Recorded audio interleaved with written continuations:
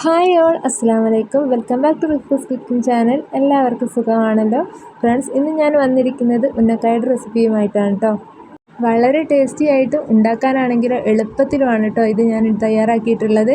വീഡിയോയിലേക്ക് പോകുന്നതിന് മുമ്പായി ആരെങ്കിലും പുതിയതായി എൻ്റെ ഈ ചാനൽ കാണുന്നുണ്ടെങ്കിൽ മറക്കാതെ ലൈക്കും സബ്സ്ക്രൈബും ചെയ്ത് സപ്പോർട്ട് ചെയ്യുക. കൂടെ തൊട്ടടുത്തുള്ള ബെല്ലൈക്കൺ കൂടി ഒന്ന് പ്രസ് ചെയ്തേക്കണേ. ഉന്നക്കായ ഉണ്ടാക്കാനായിട്ട് ഞാനിവിടെ 3/4 കിലോ നേന്ത്രക്കായാണ് എടുത്തിരിക്കുന്നത്. ഒരു മീഡിയം പഴുപ്പായിട്ടുള്ള നേന്ത്രപ്പഴമാണ് നമുക്കിതിലേക്കായിട്ട് വേണ്ടത്. ആദ്യം നമുക്ക് പഴം ഒന്ന് പുഴുങ്ങിയെടുക്കണം. അപ്പോൾ അതിന് വേണ്ടിയിട്ട് ഞാനിവിടെ ഗ്യാസ് ഓൺ ചെയ്ത് ഒരു പാത്രത്തിൽ കുറച്ച് വെള്ളം വെച്ച് കൊടുക്കുന്നുണ്ട്. ഇനി ഈ വെള്ളത്തിലേക്ക് നമുക്ക് എടുത്തു വെച്ചിട്ടുള്ള പഴമൊക്കെ 2 ഭാഗവും കട്ട് ചെയ്തതിന് ശേഷം ഇട്ട് കൊടുക്കാം.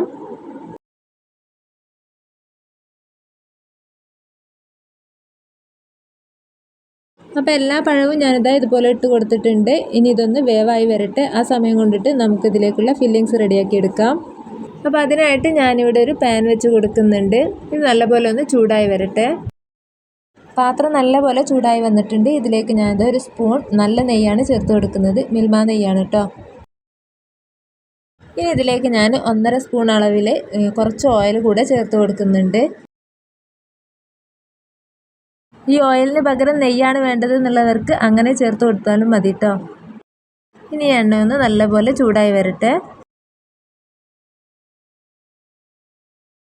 ഇപ്പോൾ ഈ നെയ്യ് നല്ലപോലെ ചൂടായി വന്നിട്ടുണ്ട്. ഇനി ഇതിലേക്ക് നമുക്ക് കുറച്ച് നട്ട്സും കിസ്മിസും ചേർത്ത് കൊടുക്കാം.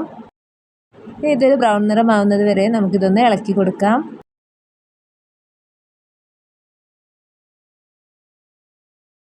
അപ്പോൾ നമ്മുടെ അണ്ടിയും മുന്തിരിയൊക്കെ ഇതാ നല്ലപോലെ ബ്രൗൺ നിറമായി വന്നിട്ടുണ്ട്. ഈ സമയത്ത് നമുക്കിതിലേക്ക് കുറച്ച് തേങ്ങ ചിരടിയത് കൂടി ഇട്ട് കൊടുക്കാം.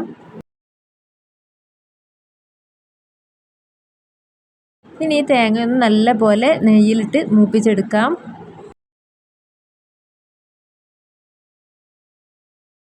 അപ്പോൾ തേങ്ങയൊക്കെ ഇതാ നല്ല മൂപ്പായി വന്നിട്ടുണ്ട്. ഈ സമയത്ത് നമുക്കിതിലേക്ക് 2 എഗ്ഗ് പൊട്ടിച്ചത് ഇതിലേക്ക് ചേർത്ത് കൊടുക്കാം. ഈ എഗ്ഗിലേക്ക് ഞാൻ 3 ടേബിൾ സ്പൂൺ പഞ്ചസാരയും 1 ഏലക്ക പൊടിച്ചും കൂടെ ചേർത്ത് നല്ലപോലെ ഇളക്കി വെച്ചതായിരുന്നു കേട്ടോ. ഇനി ഇത് നല്ലപോലെ ഒന്ന് തേങ്ങയുമായിട്ട് യോജിപ്പിച്ചെടുക്കാം. ഈ സമയത്ത് തീ നന്നായിട്ടൊന്ന് കുറച്ച് വെക്കണം കേട്ടോ.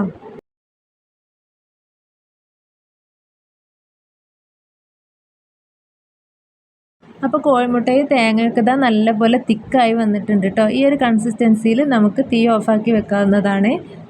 അതിനുശേഷം നമുക്കിത് ചൂടാറാനായിട്ട് മാറ്റി വെക്കാം. ചൂടാറിയതിന് ശേഷം ഞാനിതാ ഈ ഒരു ബൗളിലേക്ക് ഇത് മാറ്റിയിട്ടുണ്ട്. ഇനി നമുക്ക് പുഴുങ്ങാനായിട്ട് വെച്ചിട്ടുള്ള പഴം എന്തായെന്ന് നോക്കാം കേട്ടോ. ഫില്ലിങ്സ് റെഡിയാവുന്ന സമയം കൊണ്ടിട്ട് തന്നെ നമ്മുടെ പഴം ഇവിടെ റെഡിയായി വന്നിട്ടുണ്ട്. ഇനി നമുക്ക് തീ ഓഫ് ചെയ്യാം. അതിനുശേഷം ഇത് ചൂടാറാനായിട്ട് മാറ്റി വെക്കാം. ചൂടാറിയതിന് ശേഷം ഞാൻ പഴത്തിൻ്റെ തൊലിയെല്ലാം ഉരിഞ്ഞ് കളഞ്ഞിട്ടുണ്ട്. അതിനുശേഷം ഇനി നമുക്കിത് നല്ലപോലെ ഒന്ന് ഉടച്ചെടുക്കണം. അപ്പോൾ പഴമെല്ലാം ഞാൻ നല്ല സോഫ്റ്റായിട്ട് ഇവിടെ ഉടച്ചെടുത്തിട്ടുണ്ട്. പഴം ഉടയ്ക്കുന്ന സമയത്ത് ഇതിൻ്റെ നാരൊന്നും കളയണമെന്നൊന്നുമില്ല കേട്ടോ. ഇനി നമുക്കിതെങ്ങനെ ഉണ്ടാക്കുന്നതെന്ന് നോക്കാം. നമ്മൾ ഈ പഴം ചെറിയ ബോളുകളായിട്ട് ഉരുട്ടിയെടുക്കുകയാണ് ചെയ്യുന്നത്. അപ്പോൾ അങ്ങനെ ഉരുട്ടിയെടുക്കുന്ന സമയത്ത് കയ്യിലൊട്ടി പിടിക്കാണ്ടിരിക്കാനായിട്ട് കുറച്ച് ഓയിൽ ഒഴിച്ച് കൊടുക്കണം. അപ്പോൾ അതിനായിട്ട് ഞാനൊരു ബൗളിലേക്ക് കുറച്ച് ഓയിൽ ഇവിടെ എടുത്ത് വെക്കുന്നുണ്ട്. ഇനി ഞാൻ ഇതിൽ നിന്നും കുറച്ച് എണ്ണ എടുത്തിട്ട് എൻ്റെ കയ്യിലേക്ക് ആക്കി കൊടുക്കുന്നുണ്ട് കേട്ടോ.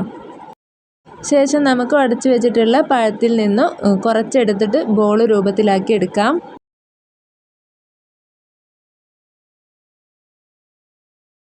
ഇപ്പോൾ ഇതൊരു ബോൾ രൂപത്തിലാക്കി എടുത്തിട്ടുണ്ട്. ഇനി ഇതൊന്ന് നമുക്ക് പരത്തി എടുക്കണം കേട്ടോ. കയ്യിൻ്റെ ഉള്ളിൽ വെച്ചിട്ട് ഇതുപോലെ എങ്ങനെ പ്രസ് ചെയ്ത് കൊടുക്കാം.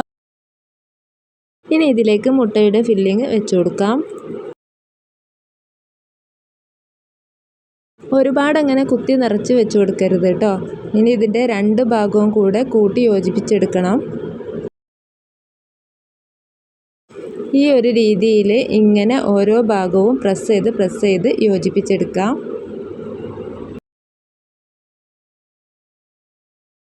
അതിനുശേഷം ഞാൻ ഈ ചെയ്യുന്നത് പോലെ കൈയുടെ ഉള്ളിൽ വെച്ചിട്ട് ഇങ്ങനെ അമർത്തിയെടുക്കാം കേട്ടോ.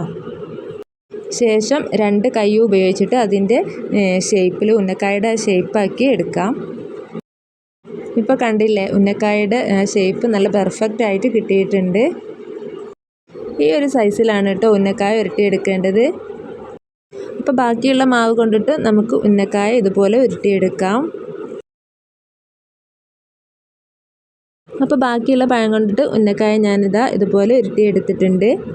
3/4 കിലോ നേന്ത്രക്കായ കൊണ്ടിട്ട് എനിക്ക് 20 ഉന്നക്കായാണ് ഉണ്ടാക്കാൻ കഴിഞ്ഞിട്ടുള്ളത്. ഇതിപ്പോൾ 11 എണ്ണയുള്ളൂ, ഞാൻ കുറച്ച് മാറ്റി വെച്ചതാണ്. ഇനി നമുക്കിതൊന്ന് പൊരിച്ചെടുക്കാം. അപ്പോൾ അതിന് വേണ്ടിയിട്ട് ഞാനിത് അവിടെ ഒരു പാൻ വെച്ച് കൊടുക്കുന്നുണ്ട്. പാൻ ചൂടായി വരുന്ന സമയത്ത് നമുക്കിതിലേക്ക് ആവശ്യത്തിനുള്ള ഓയിൽ ഒഴിച്ചു കൊടുക്കാം.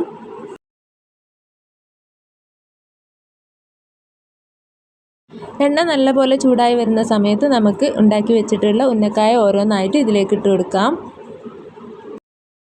വളരെ പെട്ടെന്ന് തന്നെ ഇതിൻ്റെ നിറം മാറി വരുന്നതാണ് കേട്ടോ. അതുകൊണ്ടിട്ട് തന്നെ സ്പീഡിലാക്കിയിട്ട് തീ കത്തിച്ച് വെക്കരുത്.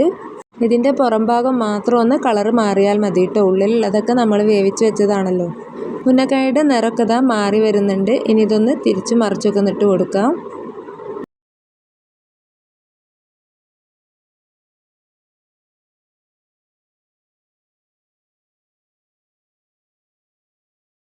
അപ്പോൾ ഉന്നക്കായയുടെ എല്ലാ ഭാഗവും നല്ലപോലെ ബ്രൗൺ നിറമായി വന്നിട്ടുണ്ട്. ഇനി നമുക്കതൊന്ന് പാത്രത്തിലേക്ക് കോരി മാറ്റാം.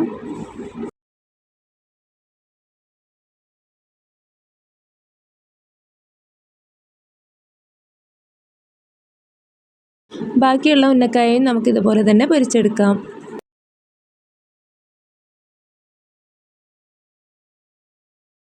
വളരെ ടേസ്റ്റി ആയിട്ടുള്ള നല്ല പെർഫെക്റ്റ് ഉന്നക്കായ ഇതാ ഇവിടെ റെഡിയായി വന്നിട്ടുണ്ട്. അപ്പോൾ ഉന്നക്കായ ഉണ്ടാക്കുന്ന സമയത്ത് തീർച്ചയായിട്ടും നിങ്ങൾ ഇതുപോലെ ഒന്ന് ഉണ്ടാക്കാനായിട്ട് ശ്രമിക്കുക. എല്ലാവർക്കും ഇഷ്ടപ്പെടുന്ന ഒരു രീതിയിലാണ് ഞാനിത് തയ്യാറാക്കിയിട്ടുള്ളത്. ഒരു തവണ നിങ്ങൾ ഇതുപോലെ ഉണ്ടാക്കി നോക്കിയാൽ പിന്നെ നിങ്ങൾ ഉണ്ടാക്കി ഇതുപോലെ തന്നെ ആയിരിക്കും കേട്ടോ.